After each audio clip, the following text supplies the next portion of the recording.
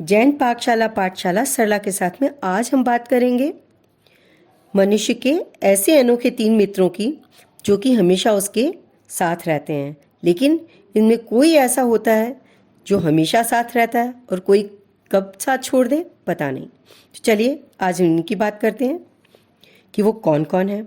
एक बार की बात है, एक व्यक्ति था, उसके 3 साथी थे।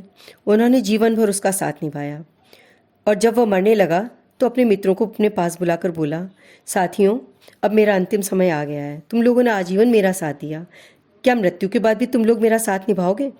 इनमें पहला मित्र बोला कि देखो भैया, मैंने जीवन भर तुम्हारा साथ दिया, लेकिन अब मैं बेबस हूँ। अब मैं तुम्हारी कोई भी मदद नहीं कर सकता और ना ही तुम्हारे साथ आ सकता हूँ। ठीक है भाई। उसने दूसरे मित्र को पूछा कि भैया अब तुम्हारा क्या विचार है? तो उसने कहा कि देखो, मैं तुम्हारी मृत्यु को तो रोक नहीं सकता, मैंने आजीवन हर स्थिति में तुम्हारा साथ दिया, और हाँ, इतना मैं ज़रूर कर सकता हूँ कि मृत्यु के बाद तुम्हारा अंतिम संस्कार अच्छे से कर दूँ और तुम्हें इस दुनिया से विदा कर दूँ। उसने कहा ठीक है। फिर तीसरे मित्र से पूछा, अब तुम क्या कहते हो?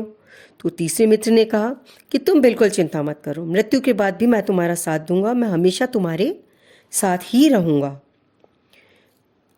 अब आप सोचेंगे ना कि ये ऐसा कहने वाले ये मित्र कौन है? तो जी हाँ, ये मनुष्य के 3 मित्र हैं, धन, परिवार और कर्म।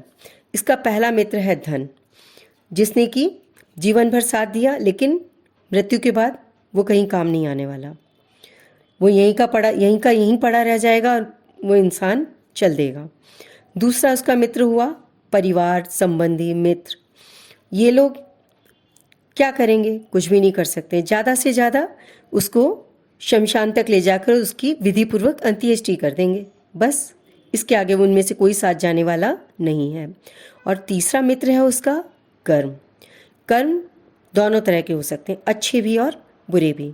हमारे अच्छे और बुरे कर्म दोनों ही हमारे साथ जाने वाले हैं और हमें उसके अनुसार पूर्व में भी हमारा भाग्य निर्माण होगा और यहाँ भी हमारे बाद यश और अपयश हमें उसी के वजह से प्राप्त होगा। यानी कर्म हमारा हर समय साथ देने वाला है, यहाँ भी और आगे भी। इसीलिए कहते हैं कि इंसान को धन अर्जन पर अत्यधिक ध्यान देने की अपेक्षा उत्कृष्ट कर्म करने पर ध्यान देना चाहिए। क्यों?